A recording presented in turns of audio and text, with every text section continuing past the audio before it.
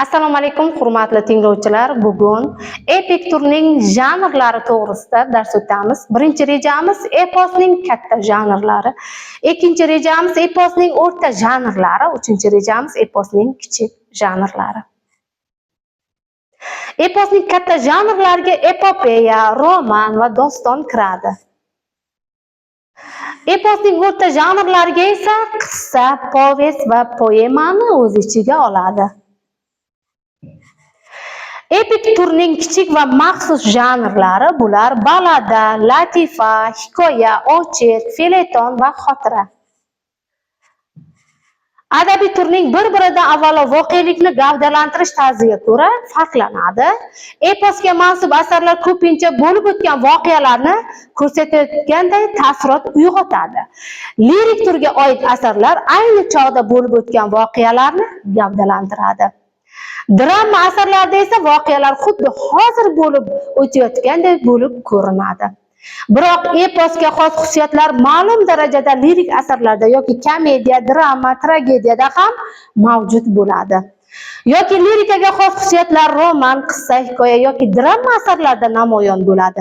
Dramaga xos belgilar esa epos, lirikada ham ko'rinadi. Chunki adabiy turlar bir-biri bilan mustahkam aloqador va mushtarak hodisa sanaladi.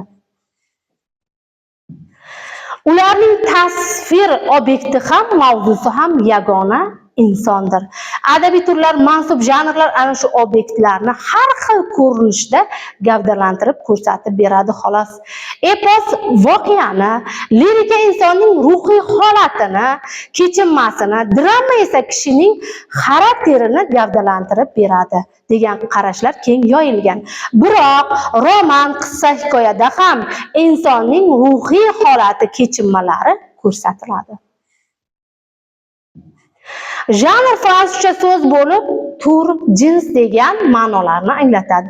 Bu termin dastlab san'at va adabiyot atamasi sifatida 8-asrda Fransiyada qo'llana boshlagan. Adabiy janr asarlarning kompozitsion qurilishi, tasvirlash yo'llari, vositalari, bayon usullari, hodisalarni qamrash ko'lamiga ko'ra qarashlarga ega. Janr o'zgaruvchan, boyib boradigan hodisa sanaladi.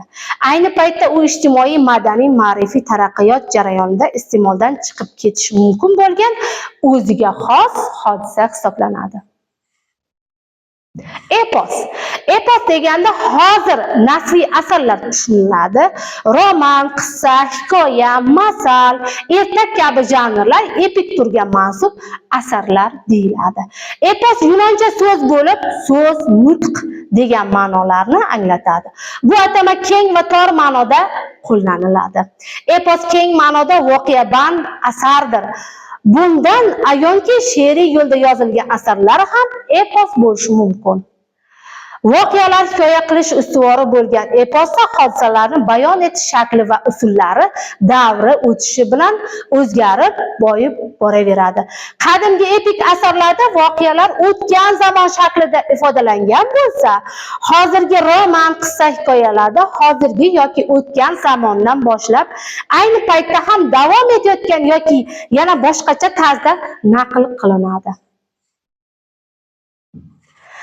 Epos asarlar voqealarni aks ettirish jihatidagina emas, balki insonning ruhiy olami chuqur tahlil qilishi bilan ham yangi imkoniyatlarni namoyon etib boradi. Epos tor ma'noda xalq ijodiyotiga mansub yirik hajmli asar hisoblanadi.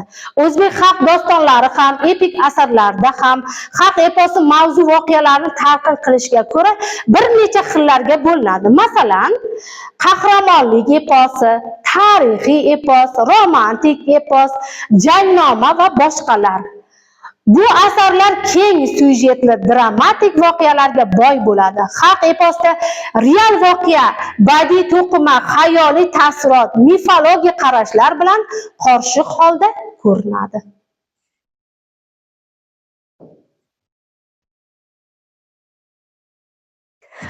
Ocherk ham xuddi hikoya, qissa qissa roman singari epik turga mansub janr hisoblanadi.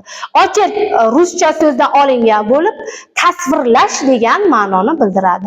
Hikoyada badiiy to'qima asosiy o'rin tutgan ocher hujjatlikka asoslanishi bilan unda farq qiladi. Ocherda muallif haqiqatdan bo'lib o'tgan, o'zi kuzatgan, bilgan, eshitgan aniq asosga hodisalarga ma'lum qilingan voqealarni aks ettirishga harakat qiladi. Ocher hikoya qissa romanda ko'ra hayotiy muayyan muammolarni aniq ko'rsatib beradi. Barchaning e'tiboriga mavjud holatga jalb etadi. Ocherda mavjud hodisalar haqida shunchaki xabar, ma'lumot berish bilan cheklanmaydi. Bu janrdagi asarlar ham voqealar, qahramonlar qiyofa ko'rinishi, ularning holatlari, uning kechinmalari, badiiy hodisalarni gavdalantirib beradi. Shu boisdan ocher realistik badiiy asar janri hisoblanadi.